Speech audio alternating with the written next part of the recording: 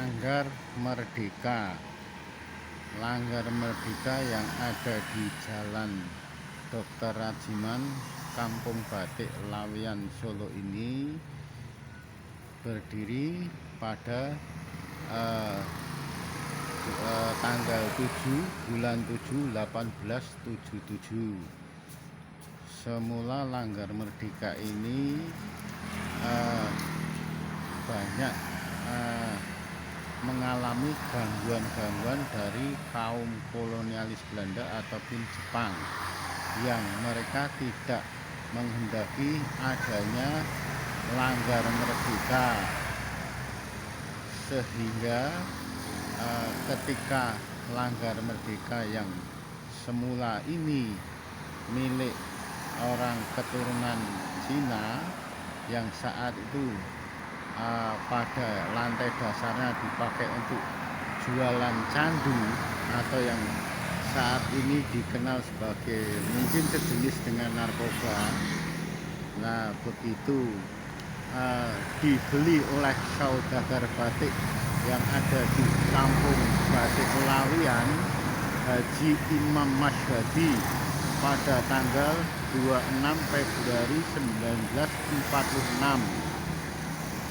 Selanjutnya Langgar Merdeka diambil alih oleh keluarga Haji Imam Masyhadi. Setelah itu diadakan beberapa kali renovasi, perbaikan di sana sini.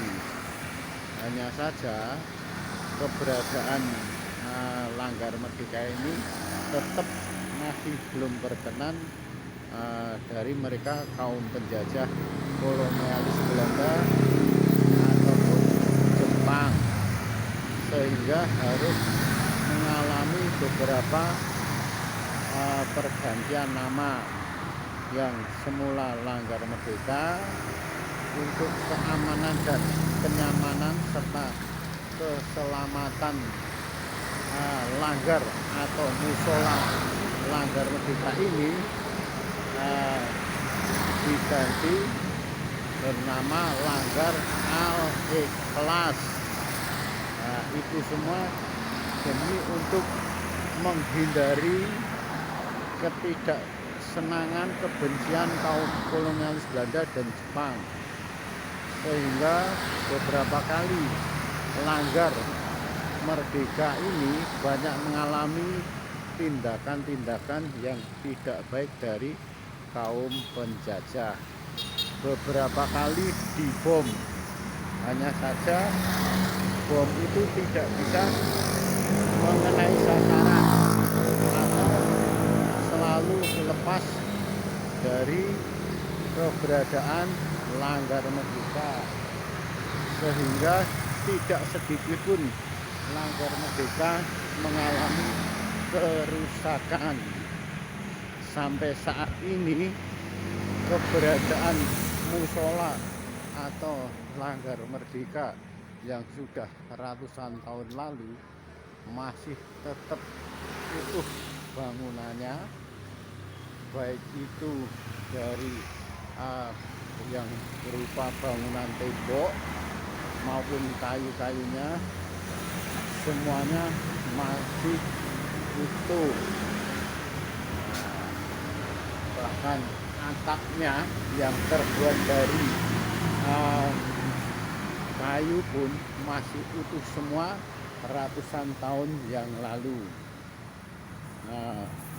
Sehingga sampai saat ini keberadaan Langgar Merdeka atau musola ini cukup menjadi heritage tersendiri di Kampung Batik Laweyan, khususnya Kota Solo pada umumnya.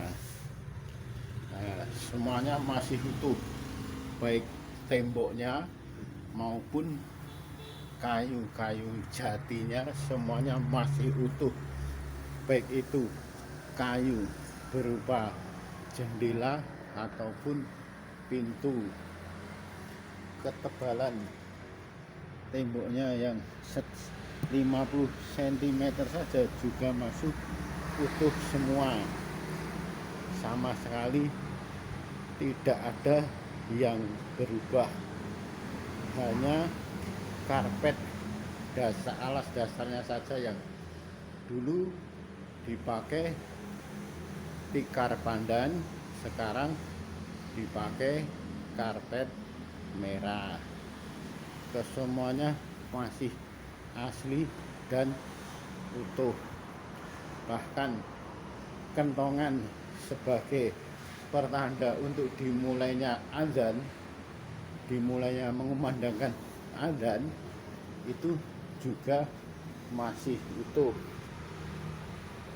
Nah, boleh jadi Langgar Merdeka ini satu-satunya musola atau syuro atau langgar yang memiliki bangunan menara yang satu tidak pisah atau memisahkan dari bangunan induknya, melainkan menjadi satu dengan bangunan induknya dari bawah hingga ketinggian tidak kurang setinggi 30 meter.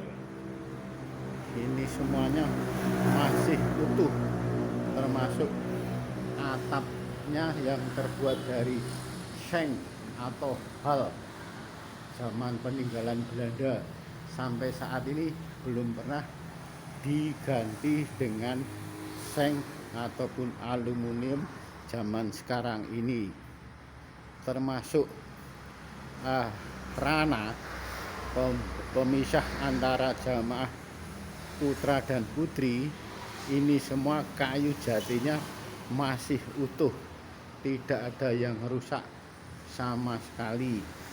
Sampai saat ini masih kelihatan cantik dan mewah. Khas serat kayu jatinya pun masih kelihatan jelas sekali. Ini penyekat pemisah dari jamaah putri dan jamaah putro atau kagung. Nah, langgar yang luasnya tidak kurang dari 250 meter persegi ini selalu ramai dari jamaah berbagai kota di luar Kampung Batik Lawian.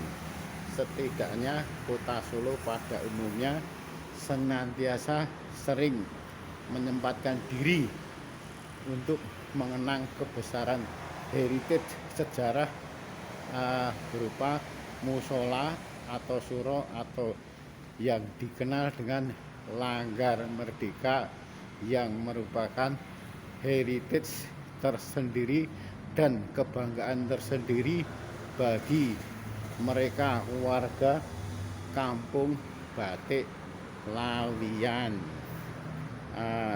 Bahkan